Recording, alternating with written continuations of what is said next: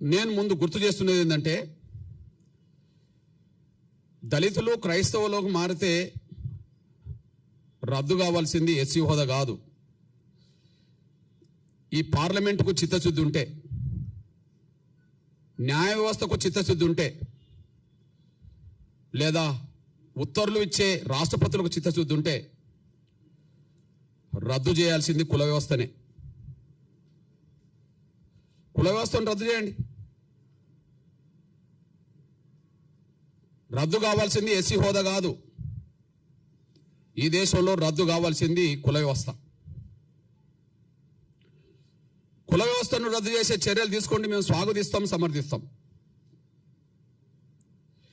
కుల వ్యవస్థను రద్దు చేసే చర్యలు ఎవరు తీసుకున్నా, ఏ పార్టీ, ఏ సంఘం, ఏ సంస్థ తీసుకున్నా వాళ్ళతో కలిసి పనిచేస్తాం, వాళ్ళకి అండగా నిలబడతాం. అందువల్ల దళితులు క్రైస్తవులు మారితే సుప్రీంకోర్టు ఎస్సీ హోదా రద్దు చేయడానికి తీర్పిచ్చిందేమో కానీ మేము కోరుతున్నది కుల వ్యవస్థనే రద్దు చేయమని మేము కోరుతున్నాం. ఆ కుల వ్యవస్థను రద్దు చేయడానికి ఎవరు ముందుకొచ్చినా వాళ్ళతో కలిసి పనిచేస్తాం, వాళ్ళకి అండగా నిలబడతాం. ఎందుకు ఆ మాట మాట్లాడుతున్నామంటే, ఈ దేశ కుల వ్యవస్థలో అత్యంత బాధితులం దళితులమే. ఈ దేశ కుల వ్యవస్థలో అత్యంత బాధితులం దళితులమే. పశువుల కంటే హీనంగా చూడబడ్డది ఈ దేశంలో కుల వ్యవస్థలో దళితులే.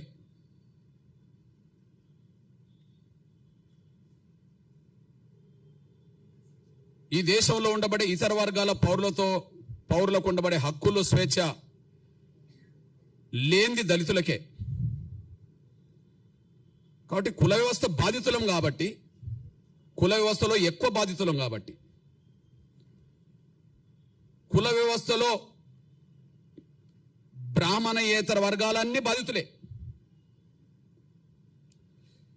ఈ దేశ కుల వ్యవస్థలో బ్రాహ్మణేతర వర్గాలన్నీ బాధితులే.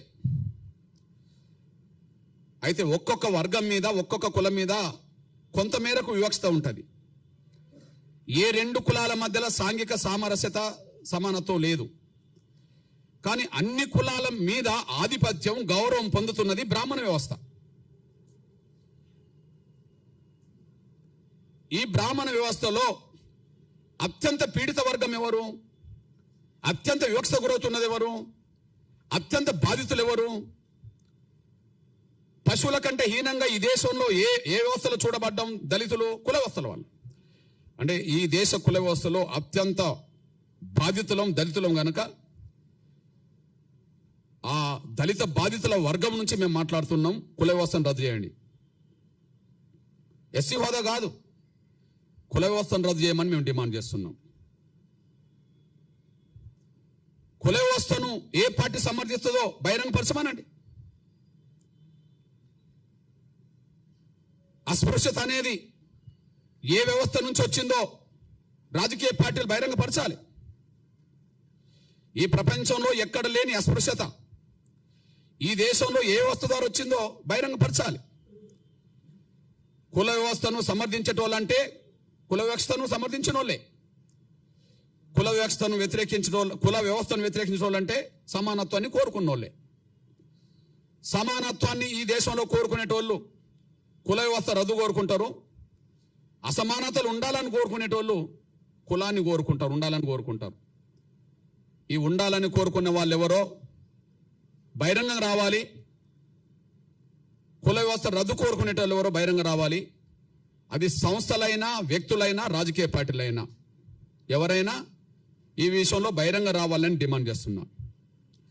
నేను ఇంత మాట మాట్లాడడానికి కారణం ఏంటంటే, ఏ తీర్పు అయితే సుప్రీంకోర్టు ద్వారా వచ్చిందో,